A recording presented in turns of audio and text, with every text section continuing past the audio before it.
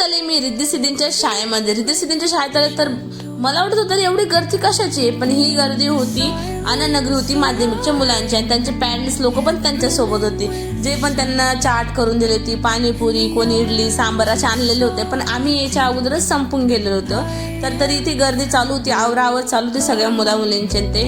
आणि छोट्या मुलांची इथे गर्दी असल्यामुळे छोट्या मुलांना मॅडमने ते दुसऱ्या ग्राउंडवर उभा केलं होतं प्रार्थना घेण्यासाठी.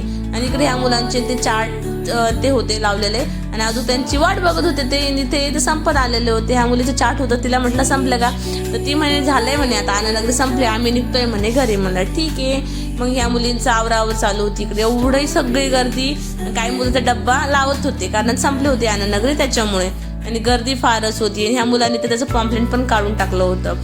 रगडा चाट होती, सगळं 10-10 रुपयाला असं होतं. पण मला एकच खंत वाटत होती की बाबा मी जर अगोदर गेली असती तर आम्हाला पण खायला भेटलं असतं, पण असं काही झालं नाही, खायला वगैरे भेटला नाही. इकडे माझी रिद्धी सिद्धी ते प्रार्थनाला उभं होते.